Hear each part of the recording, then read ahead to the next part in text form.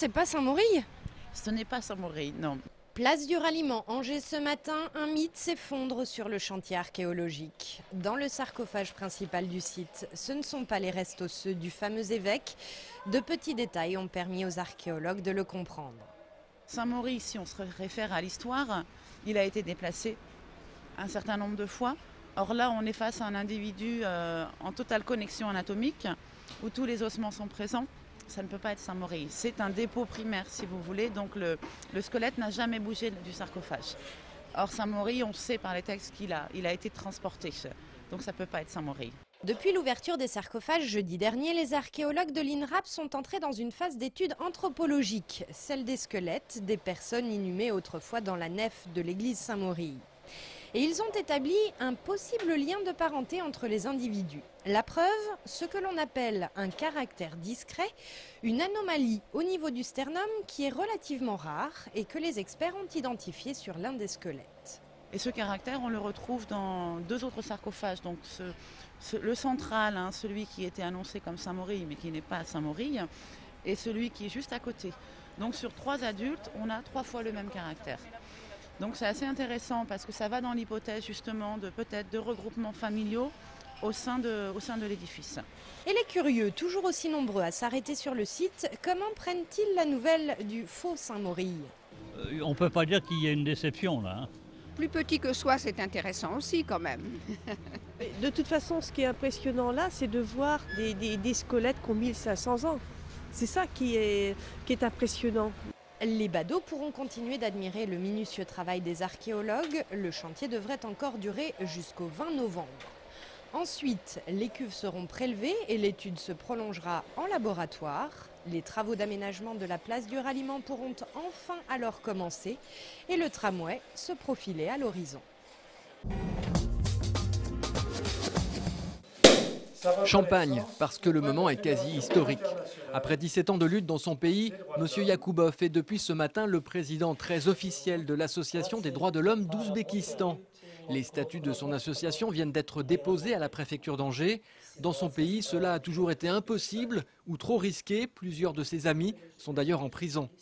Ce que nous voulons montrer, explique Talib Yakoubov, cet ancien professeur de mathématiques désormais en exil à Angers, c'est qu'un pays démocratique accepte notre mouvement, pas le régime de M. Karimov, le président ouzbek.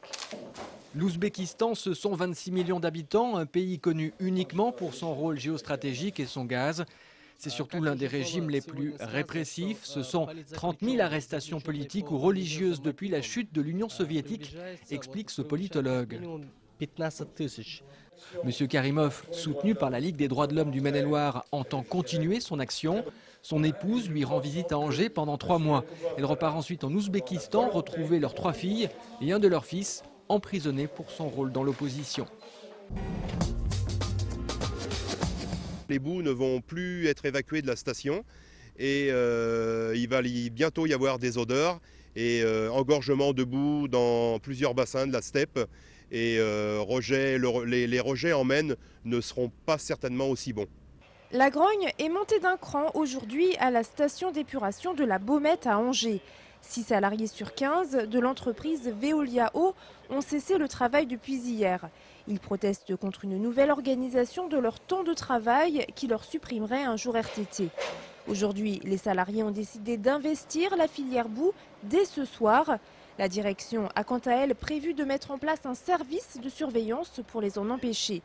Demain, elle doit rencontrer l'inspection du travail avant de se prononcer sur le maintien ou pas de cette nouvelle organisation du travail.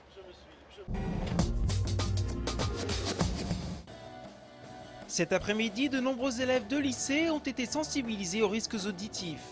Que ce soit avec un lecteur MP3, en discothèque ou pendant un concert, le système auditif de certains jeunes est soumis à rude épreuve quotidiennement.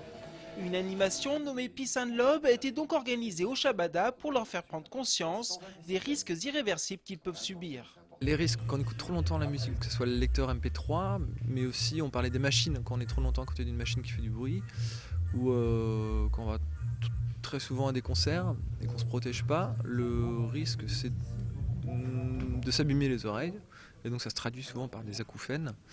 des acouphènes, donc des sifflements, des bourdonnements, des choses comme ça. Jusqu'à 400 Hz, on est dans les graves.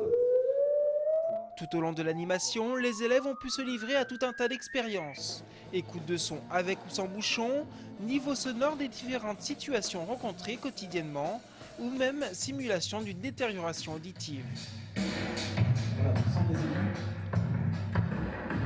Des fois je renifle un grand coup en fait et puis ça bouche un peu mes oreilles, donc résultat je l'entends un peu moins fort. Ça permet de protéger un peu mes oreilles. Bon après ça remplace pas les bouchons qu'on dit. Ça remplace pas les bouchons en mousse, voilà. En effet, rien ne peut remplacer les bouchons. Et pour ce qui est du lecteur MP3, évitez une écoute quotidienne supérieure à 2 heures.